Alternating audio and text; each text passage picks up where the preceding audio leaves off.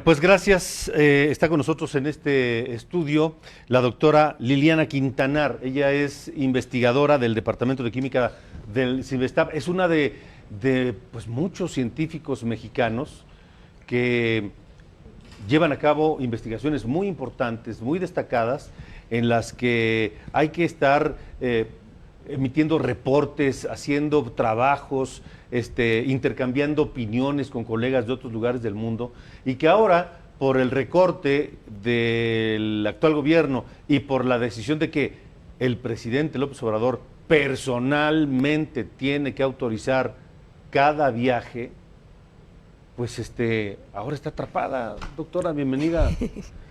Muchas gracias. Sí, sí, es como sentirse atrapado. Bueno, nos sentimos atrapados por un momento. Esto ya se resolvió. La Secretaría de Educación Pública nos notificó hace un día y medio que vamos a ser exentos de esta medida, pero sí preocupa pues este tipo de decisiones súbitas. Pensamos que es muy importante esto de la ley de austeridad y de asegurarnos que cada peso que viene del erario público sea gastado de la manera más responsable posible.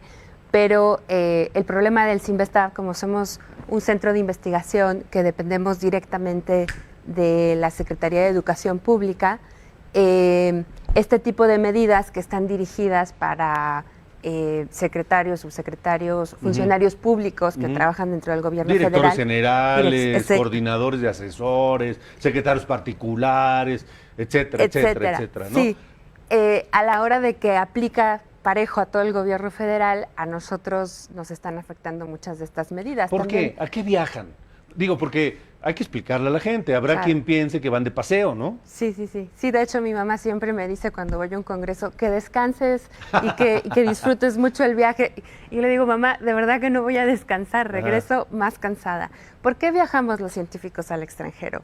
Por dos razones principales. Muchas veces viajamos para hacer experimentos, para poder aprovechar infraestructura científica que no hay en nuestro país. Por ejemplo, el próximo mes en julio, 3 miembros de mi grupo de investigación van a viajar a la Universidad de Stanford en California a usar el sincrotrón que tienen allá, que es un sincrotrón, es una fuente de luz de rayos X con de un flujo de electrones muy alto, es un acelerador de partículas. ¿Y eso no existe en México? Eso no tenemos en México. Y es una herramienta muy útil para muchos científicos para conocer la estructura de proteínas o, en nuestro caso, para entender cómo algunos metales se pueden pegar a proteínas que tenemos en el lente cristalino y que son las que causan cataratas.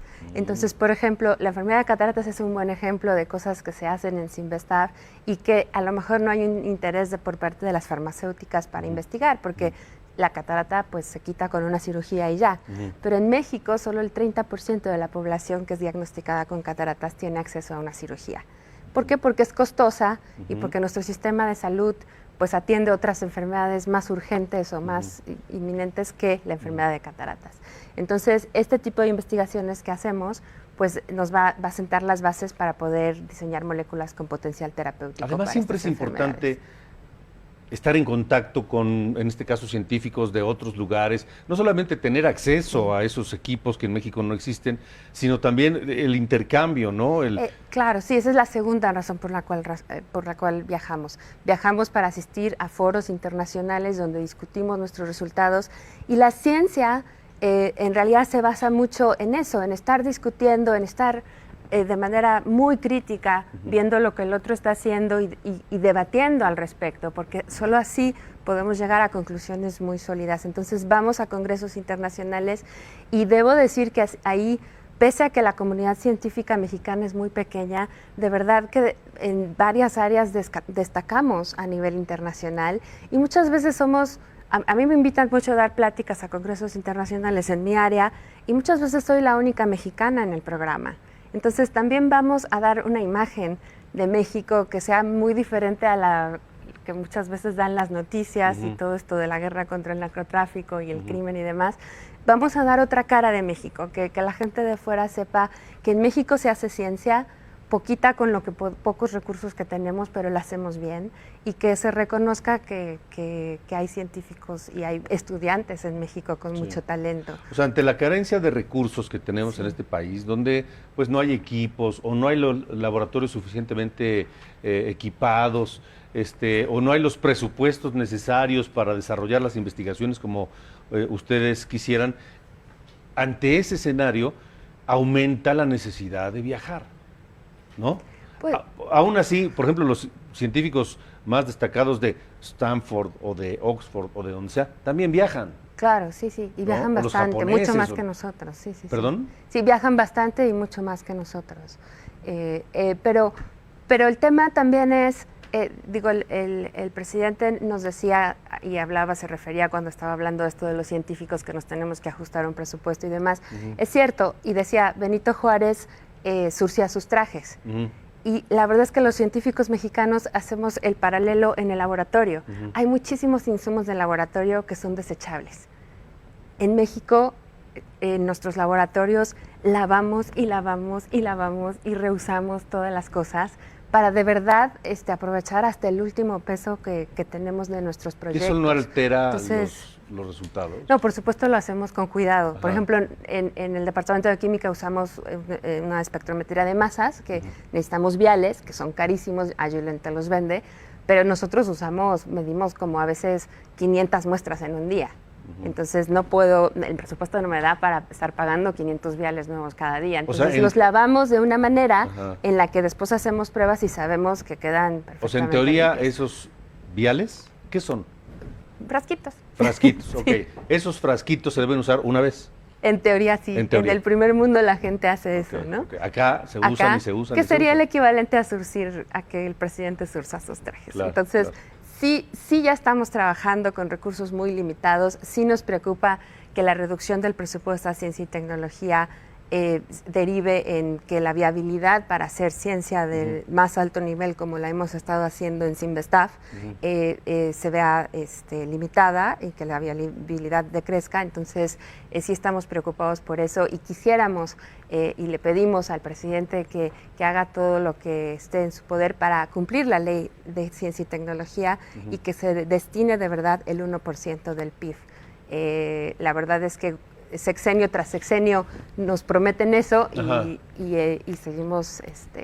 ¿Qué tanto seguimos mejoraría a la espera. la investigación mexicana, el trabajo de los científicos mexicanos, si les cumplieran con esa promesa tantas veces hecha? No, pues imagínate, ahorita la inversión en ciencia y tecnología debe de andar por ahí del 0.4% o abajito del 0.5%. Si se fuese al doble, podríamos hacer maravillas. Y te puedo decir que la comunidad científica mexicana, al menos en las áreas en las que yo conozco, y también te puedo decir por parte del Sinvestav, la manera en que operamos de verdad es muy eficiente y nos tomamos con la mayor responsabilidad. Sinvestav, desde que fue creado, ha formado a 14,000 estudiantes de posgrado, porque nuestra misión es investigación y posgrado.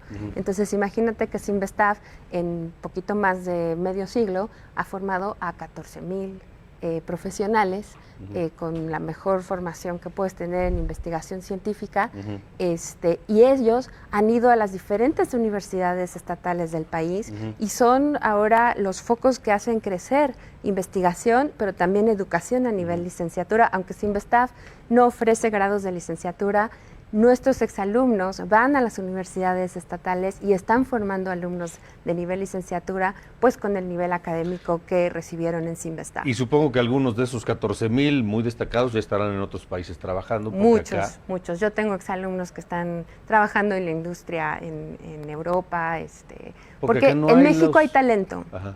Hay talento y no sabes a mí el gusto que me da cuando yo mando a un estudiante a un congreso internacional que le dan una charla oral o que presenta un cartel y que se da cuenta que la ciencia que estamos haciendo está al nivel de allá y que además ellos son capaces de defender su trabajo en inglés en un foro internacional.